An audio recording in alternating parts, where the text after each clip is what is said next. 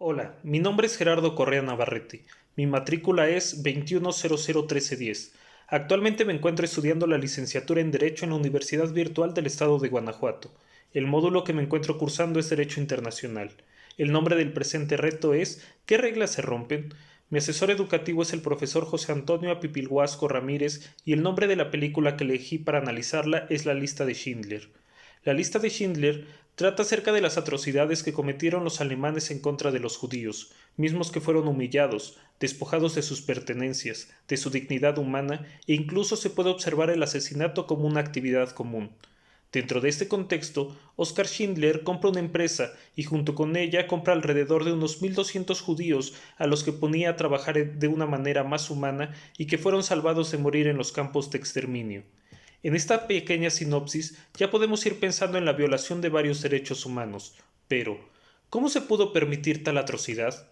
Para colocarnos un poco en contexto, la trama se desarrolla en Cracovia, Polonia, durante la Segunda Guerra Mundial, bajo el régimen de Adolfo Hitler, mismo que determinó una serie de reglamentaciones que buscaron la pureza racial. Dentro de la película de la lista de Schindler se puede observar cómo se eliminaron todos los derechos humanos de los judíos, pues fueron despojados de sus pertenencias, eran obligados a trabajar sin recibir ni tratos justos, ni un salario, e incluso se aprecian a personas totalmente desnutridas que tenían que pincharse los dedos para colocarse un poco de sangre en los cachetes para que se vieran menos demacrados. ¿La razón? Pues a los que consideraban que ya no tenían fuerza los enviaban a las famosas cámaras de gases.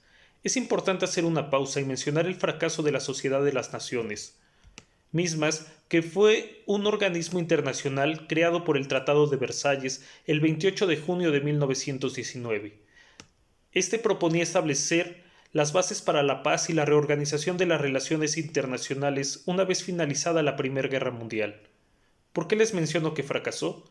Pues porque su objetivo era conservar la paz y prevenir una repetición de los horrores de la guerra de 1914 a 1918 en Europa, en vista que los pactos de la diplomacia tradicional habían fracasado en este empeño. Entonces se creyó que un órgano mundial eficaz pareciera posible porque las comunicaciones habían mejorado y existía una mayor experiencia de trabajo en conjunto en las organizaciones internacionales. Sin embargo, podemos notar que no se logró. Durante la Alemania nazi hubo reglamentaciones y disposiciones legales de carácter racional y antisemita, cuyo objetivo último fue el exterminio masivo de la población judía y que cobró la vida de unos 6 millones de personas, víctimas mayoritarias de un genocidio que persiguió además a otros grupos como fueron los gitanos, negros, discapacitados y todo aquel considerado inferior. Las leyes de Nuremberg, mismas que fueron aprobadas por unanimidad el 15 de septiembre de 1935, fueron una serie de leyes de carácter racista en las que afirmaban que nadie que fuera judío podía tener los mismos derechos que un ario y mucho menos ser considerado alemán.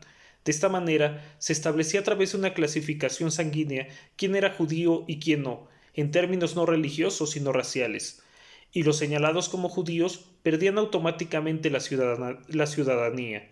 Dentro de la película se pueden observar actos de discriminación racial, mismos que se sustentaban en leyes, pues por ley los judíos tenían que llevar distintivos marcados con la estrella de David en el brazo, y cada que se presentaban ante las personas decir que eran judíos. Es importante mencionar que estas personas, por no ser alemanes, perdieron sus empresas.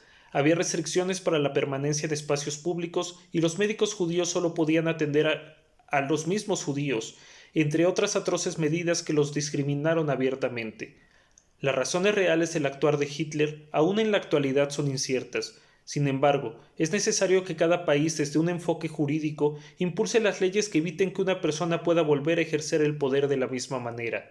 De ahí la importancia del derecho internacional, mismo que define y regula las relaciones entre los estados. Además, se apoya de varios organismos internacionales como la ONU,